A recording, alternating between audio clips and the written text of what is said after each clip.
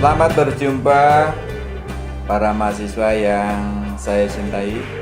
Assalamualaikum warahmatullahi wabarakatuh. Pada kesempatan yang berbahagia ini, saya akan menyampaikan materi mata kuliah Sejarah Seni Rupa Indonesia 1 pada pertemuan yang pertama. Jadi tujuan pertemuan kali ini adalah supaya mahasiswa dapat memahami dan mengapresiasi sejarah seni rupa Indonesia, terutama pada zaman prasejarah dengan tujuannya. Kemudian materi yang saya bawakan kali ini adalah pokok bahasan yang pertama, yaitu membahas tentang perkembangan sejarah seni rupa Indonesia zaman prasejarah.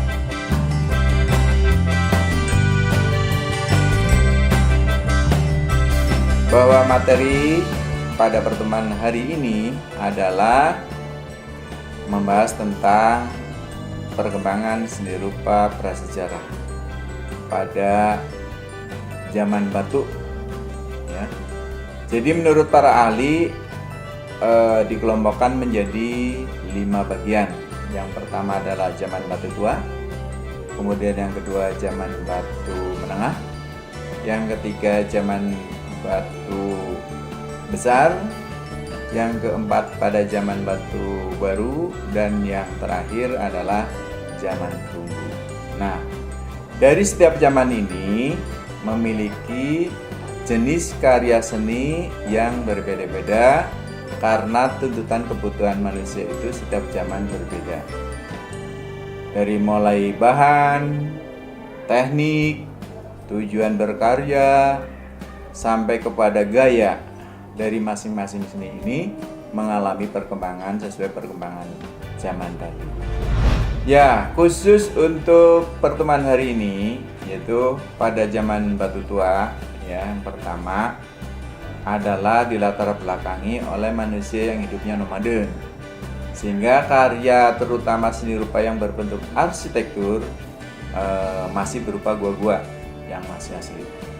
Kemudian dari seni lukis ini sudah mulai ada lukisan-lukisan peninggalan di gua-gua, terutama lukisan yang bertemakan berduka cita, karena bertujuan adalah untuk berduka cita kepada kepala suku atau kepada keluarga yang meninggal. Ini menurut pendapat analisis dari para ahli. Teknik dari masa ini dalam lukisannya adalah menggunakan teknik cap-cap tangan secara langsung atau disebut teknik grafis, ya, mengecap. Nah, maka bentuknya adalah tidak gradasi, tapi bentuknya adalah rata. Selain teknik dengan cap-cap tangan, juga menggunakan aerograf, yaitu dengan cara menggunakan mulut secara langsung disemprotkan ke dinding gua.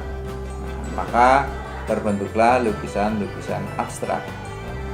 Ini juga fungsinya adalah untuk berduka cita. Mengapa abstrak? Karena menganggap bahwa orang yang meninggal itu tidak tampak atau tidak terlihat, sehingga diibaratkan lukisan tanpa bentuk.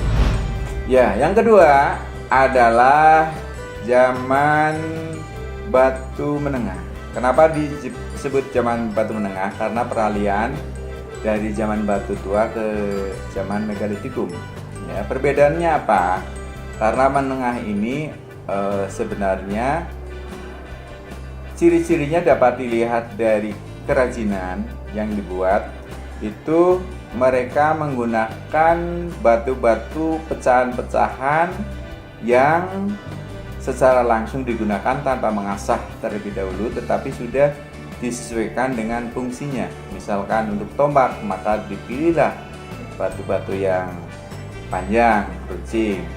Untuk mengeret atau mengerat buah-buahan ataupun membunuh binatang, dipilihlah batu-batu yang memiliki ketajaman tertentu dan fungsinya untuk tertentu pula. Tetapi catatannya adalah batu itu belum direkayasa atau belum diasah gitu ya. Nah itu.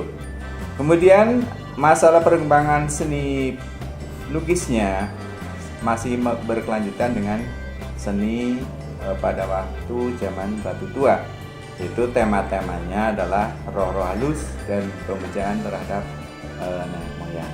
Tekniknya masih berkembang dari mulai teknik aerograf, teknik cap-cap, kemudian mulai mencoba dengan menggunakan sapuan kuas, walaupun menggunakan kuas yang sederhana yang terbuat dari rerumputan, dedaunan yang diikat menjadi kuas. Kemudian pada zaman Batu Besar, inilah mulai adanya perkembangan yang sangat pesat. Perubahan, kenapa disebut zaman Batu Besar? Karena banyak seni patung terutama menggunakan batu-batu besar, terutama untuk keperluan pembatas yang disebut nadir. Kemudian untuk pergumunan sebagai dewi kesuburan biasanya diletakkan di tengah kebun, itu juga berbentuk batu besar.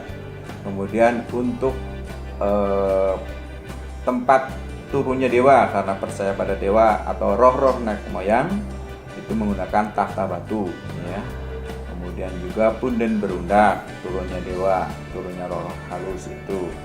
Kemudian juga tempat makam ya, manusia itu tidak mengenal makam berarti waktu itu dibuatlah keranda batu ya, berbentuk batu-batu besar.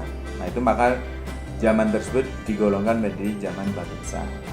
Nah periode berikutnya disebut zaman Batu Muda. Kenapa disebut zaman Batu Muda ini? Karena esensinya adalah perubahan dari rekayasa peralatan yang tadinya menggunakan peralatan yang sederhana asli alami menjadi diasah atau direkayasa sehingga sesuai dengan fungsinya. Jadi kalau tadinya batu tidak runcing, diruncingkan karena supaya lebih tajam. Batu yang tidak bulat dibulatkan karena untuk mudah untuk dilempar dan seterusnya. Maka disebut batu baru ya. Perkembangan mengenai seni lukis, kemudian seni kerajinan masih sama dengan pada waktu zaman Batu Besar bertahan. Nah, momentum yang paling menjadi catatan sejarah adalah pada zaman perunggu ini. Nah, karena pada zaman perunggu ini merupakan istilahnya mengenal bahan-bahan yang baru yang sebelumnya belum ada, yaitu mengenal yang disebut bahan perunggu atau logam. Nah, ini menurut para ahli adalah pengaruh dari negeri Cina, ya. Nah, kenapa sebagai titik yang paling besar perkembangannya? Karena terutama perkembangan masalah motif hias. Jadi motif-motif hias itu mulai dipakai di dalam menghias peralatan benda-benda keperluan sehari-hari maupun keperluan upacara agama pada waktu itu, ya. Benda-benda seperti yang diciptakan seperti tapak perunggu, ya. Kemudian corong perunggu, kemudian keris, tameng, moko, nekara, ya, peralatan perhiasan lain seperti kalung, kemudian gelang, keroncong, semuanya adalah baik keperluan untuk sehari-hari maupun upacara menggunakan perunggu. Nah, inilah masa perunggu itu sebagai masa yang awal adanya teknik penciptaan patung baru juga yang disebut teknik pipel dan teknik cair perdu, ya. Ada yang sekali pakai, ada yang berkali-kali pakai. Demikian para mahasiswa, terima kasih atas perhatiannya. Mudah-mudahan pertemuan ini bermanfaat bagi kita semuanya. Amin amin ya rabbal alamin. Assalamualaikum warahmatullahi wabarakatuh.